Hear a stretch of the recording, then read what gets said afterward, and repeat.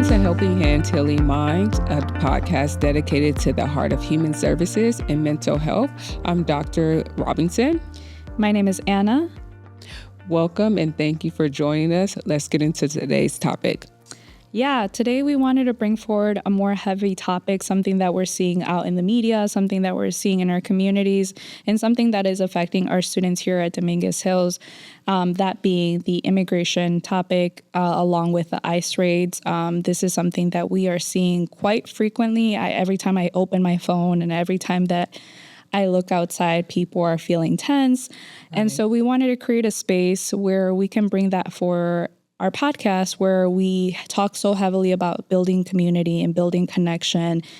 And we wanted to have some of these conversations to help regulate some of these emotions that we may be having and seeing what mental health practitioners are experiencing out in the field right now. Right. And you mentioned, Anna, about kind of what we're seeing. And I find that like what we're seeing on TV is that there's ICE raids that are happening. And unfortunately, they're not handled with the most sensitivity. I've been noticing an increase in anxiety. It's that fear of the unknown. Many people don't know like when they will see their loved ones again, depending on just ICE popping up at a graduation or even too after a court case. So it's one of those things that there's been a rise and increase in anxiety.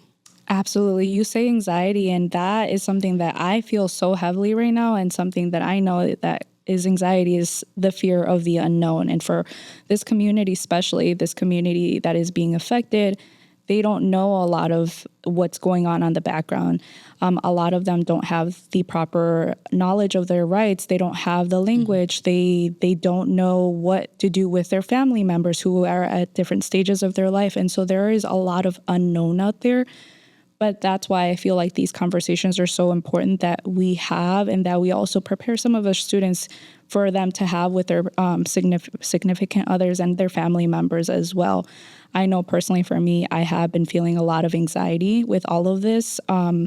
I am privileged in the sense that I have language and I have status now, but that wasn't always the case. You know, I was born in another country. I immigrated very, very young. And so I know with all of these things, even though I now am at a place where I could say I'm safe, I'm not really safe. And I know that all of these things are coming back up for me. And so that's why I find that these conversations are so important, because I would imagine that a lot of other students are feeling the same way. Right. I'm experiencing the same thing when I work with people clinically. I know I have someone who I'm seeing right now who haven't left the house because she's just afraid that ICE may show up if she may be detained getting off of the bus and never seeing her family again. And it's that fear that you're talking about, just like when you say the unknown. It's so much uncertainty when you don't know who ICE looks like or where they're going to be at. And you're just trying to go out and live your day-to-day routine with that just unknown out there. And it's a real fear, because we're seeing how the raids are impacting families, where you see like on the TV where people are seeing that they're not seeing their loved ones and they don't know when their last time that they are going to see their loved ones when they leave the house if they are detained. So it's that if factor and that unknown that's really creating that anxiety underneath there that's impacting people's mental health on a daily. Yeah, absolutely. You give a lot of truth to the unknown, and like we don't have all the answers. But what would you tell, some of these clients? What are some self-care ways of self-caring for themselves in these moments, or for the students? Right. Part of it is that community, that shared story, and making sure that on one hand, my client, she's dealing with isolation, that she has her support system being her family.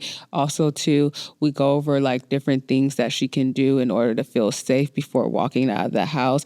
For her, I know it's a really big factor, making sure that like she talks to her loved ones, they know what route she's on, they're checking her phone. So it's a lot of those protective factors that you're putting in there just to make sure that you're coping in a way that still feels safe, although we can't control what's going on. Absolutely. You talk about something so important, and that is safety planning, right? You talk about different safety planning measures, tracking, checking in, letting people know, being aware, knowing your rights, having your information.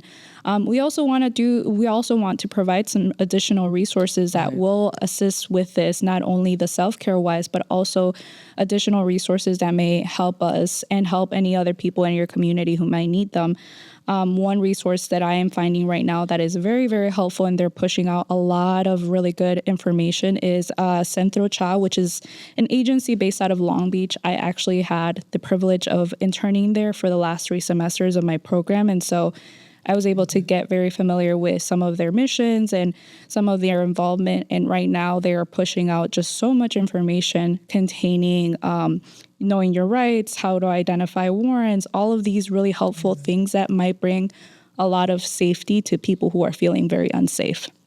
And I want to share their Instagram handle, which is CENTRO_CHA. They are posting everything by the minute. So I would encourage folks to take a look at their Instagram. I know that we're also going to be posting additional resources in the bio, whether you're watching us via video or whether you're watching us or listening to us on Spotify. Just make sure you keep a lookout for that. Right. And as a final thought, I would say our strength is in telling our stories, staying informed, and making sure that we're showing each other like kindness and strength in that approach. It's about that connection you spoke about earlier. So thank you for joining us, and we'll see you next time.